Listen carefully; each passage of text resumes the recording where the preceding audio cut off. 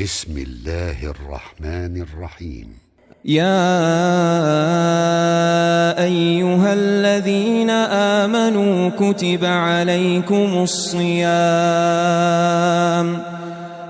عليكم الصيام كما كتب على الذين من قبلكم لعلكم تتقون.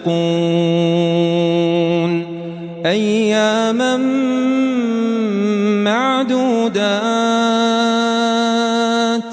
فمن كان منكم مريضا أو على سفر فعدة من أيام أخر، وعلى الذين يطيقونه فدية طعام مسكين، فمن تطوع خيرا فهو خير له، وأن تصوموا خير لكم إن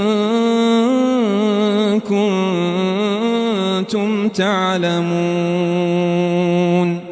شهر رمضان الذي أنزل فيه القرآن هدى للناس وبينات من الهدى والفرقان،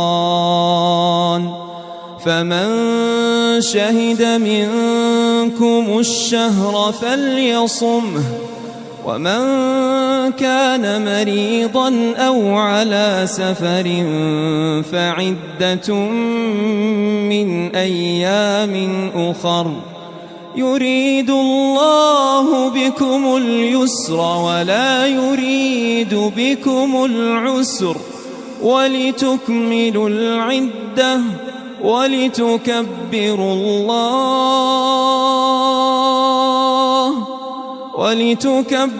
الله على ما هداكم ولعلكم تشكرون.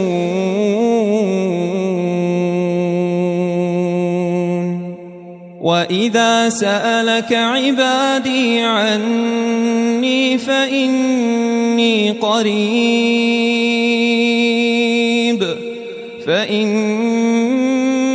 قريب أجيب دعوة الداع إذا دعان، فليستجيبوا لي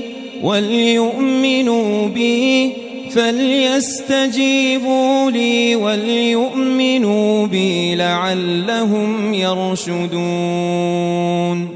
أحل لكم ليلة الصيام الرفث إلى نسائكم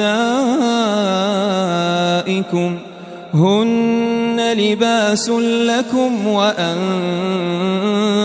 لباس لهم، علم الله أنكم كنتم تختانون أنفسكم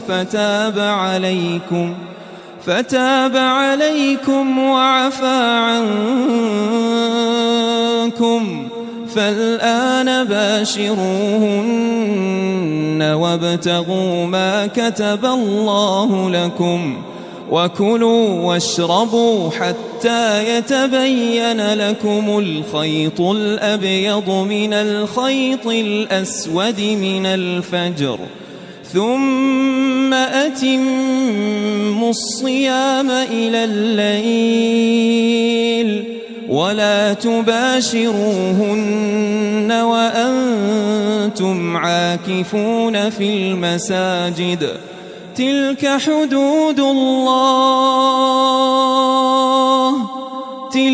حدود الله فلا تقربوها، كذلك يبين الله آياته للناس لعلهم يتقون.